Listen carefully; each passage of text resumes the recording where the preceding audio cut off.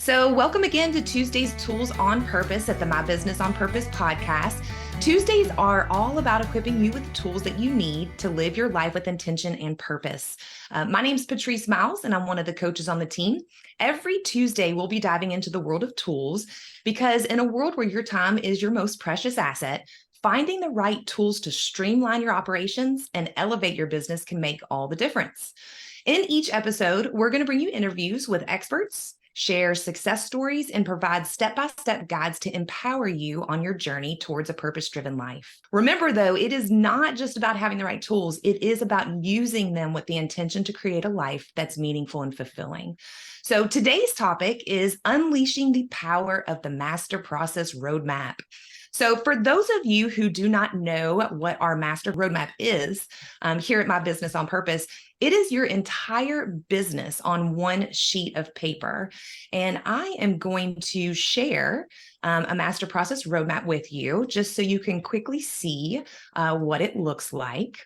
And as you see, I do have a guest. This is Dr. Jessica Mendelsohn with New South Family Medicine and Medspa. They are a direct primary care provider in Fort Mill, South Carolina.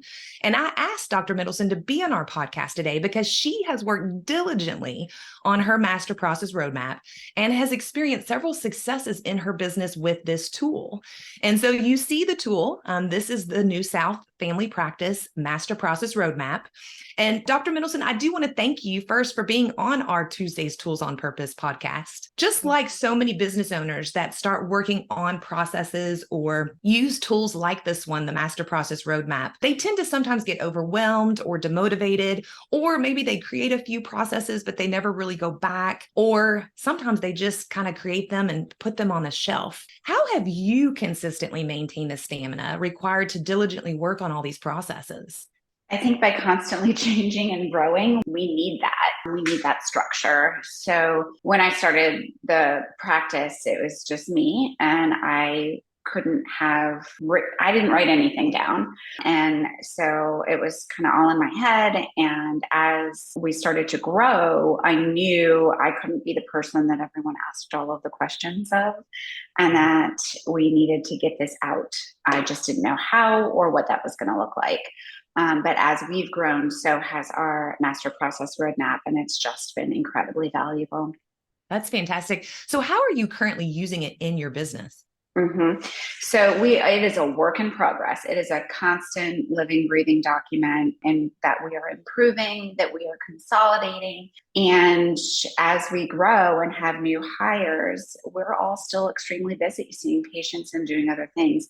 So we most recently have used it by see one, do one, teach one. So we will show a new hire a process once and then show them where it is in the master process roadmap and make sure they know how to do that process based on referencing that document. And this is new for us, and it's working, and it's working really, really well. It's also helping us to see within our master process roadmap where we have holes and where we need to improve that based on what she's looking at and does not understand. This is huge. So you are using it as part of your onboarding process for new staff. Yep. That's fantastic. And I'm assuming that that's freeing you and your staff up tremendously. It is. And it has actually shortened the amount of training time and onboarding time that we've needed because they've been able to reference it throughout their day. Yeah. Now, I know that you and I have talked a couple times in our coaching sessions about how even sometimes with that master process roadmap and those processes, they still will try to come to you and say, hey, what about this or what about that? And I know you have been great with not enabling them. Can you tell us just a little bit about that? We, with our most recent hire, and really when we've used this the most, we actually said to her, we will show you once and want you to use the master process roadmap, and here's how you do it, before we even started training. So that expectation was already set before we even started, and it's working. Yeah, that's fantastic. And then I know you had mentioned one time too, I think you either put it on your team meetings or you have a meeting at least once a month where you're kind of reviewing, okay, these are your processes. Where are you on them? These are your processes. Can you tell just small business owners, what that looks like? Sure. We found in our weekly meetings that we were going through processes in detail, and it wasn't allowing us to get to some of the other bigger things that we needed to be doing in our team meetings. So we actually broke off an operations meeting, and we're doing it weekly currently. So it's more frequently than once a month, which we need. And during that, we perfect the process and make sure that it lives where it's supposed to live within the master process roadmap. And then at our team meetings, we go through one of them once a week. So that training is that process.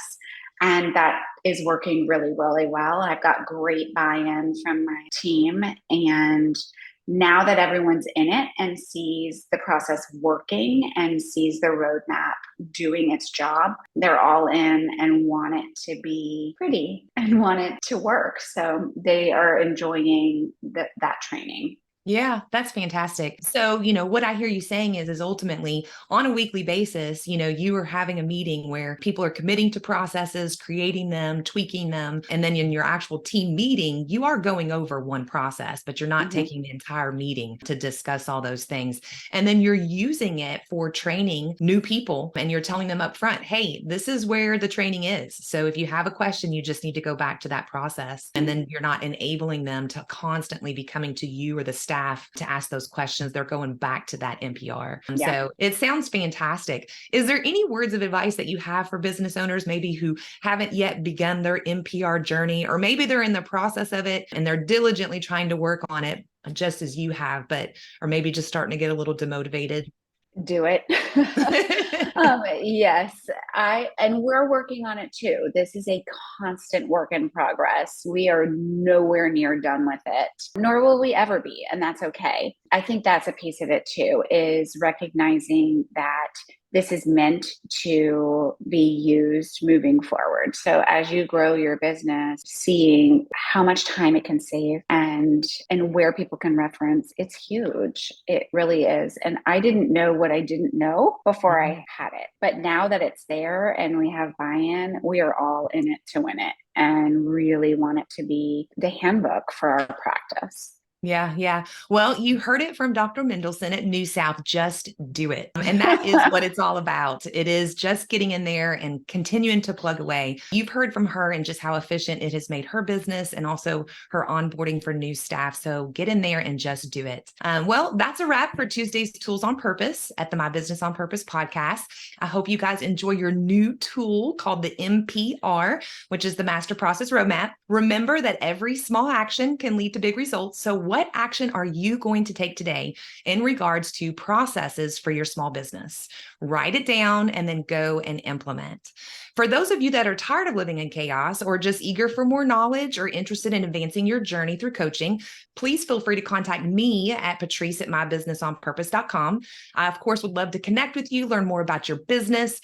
We also do have a healthy owner business assessment. Kevin's going to put the QR code up in the website if you want to click on that or scan that QR code and find out what you score as far as the health of your business. But otherwise, I will see you all on next Tuesday. Thank you so much, Dr. Jessica Mendelsohn, for joining us again. Thanks for having me.